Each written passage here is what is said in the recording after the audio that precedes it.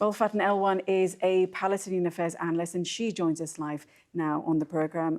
Faten, it is so good to see you. But let's come to the politics of play. We're having this meeting between Donald Trump and the Israeli Prime Minister Benjamin Netanyahu. But politics aside, how much do Palestinians need for this to progress now?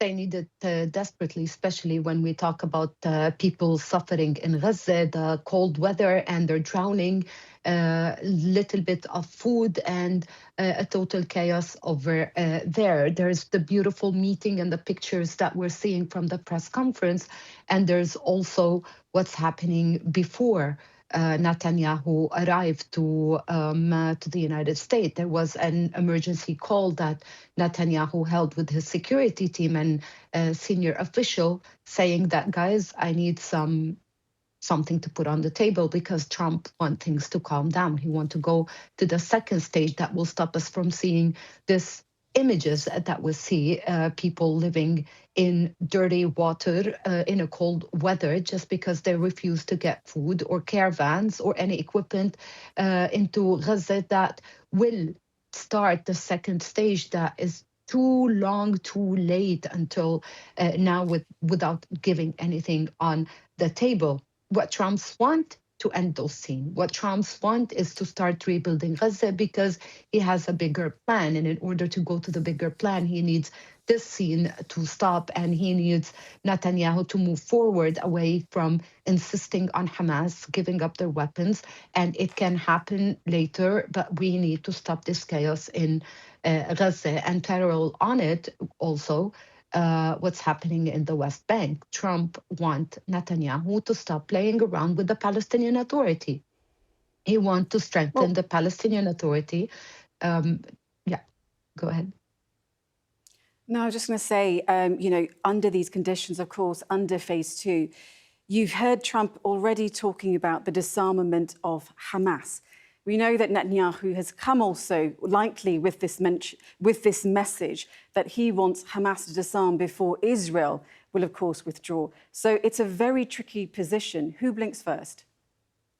I think Netanyahu will blink at the end, especially with the emergency phone call that he had with his senior team saying, I need something to put on the table because the United States is fed up with, he's playing around with time and game, and this is not what Trump wants. Let's remember what Trump wants is a total calmness in the region, meaning the Middle East. This is why he's going to put on the table negotiating with Iran before going to a next step of another attack approved by the United States for Israel. What Trump wants, a calm Syria and a government that is capable of dealing with the chaos over there. And Netanyahu is not helping with all the strikes that he's doing in Syria.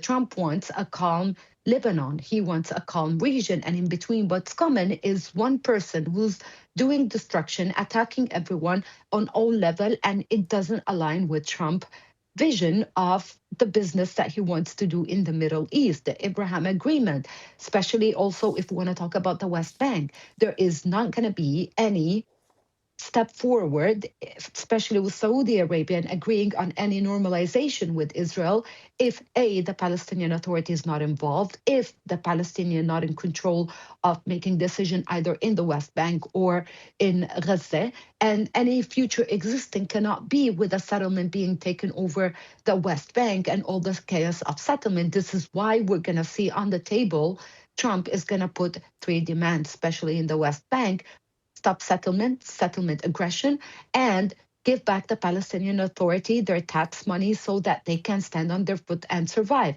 In Gaza, he wants clear demand. Start opening the Rafah border both ways, not one way. Start rebuilding Gaza, and anything after that, we can talk about it slowly, and that's going to be in order, unless Netanyahu, as crazy as he can be, can even go further in knocking heads with Trump. And I don't think Netanyahu is ready for such a thing unless he's really out of his mind. Okay, Faten Elwan, as always, it's so good to talk to you and to get your thoughts on that meeting of Netanyahu and Donald Trump.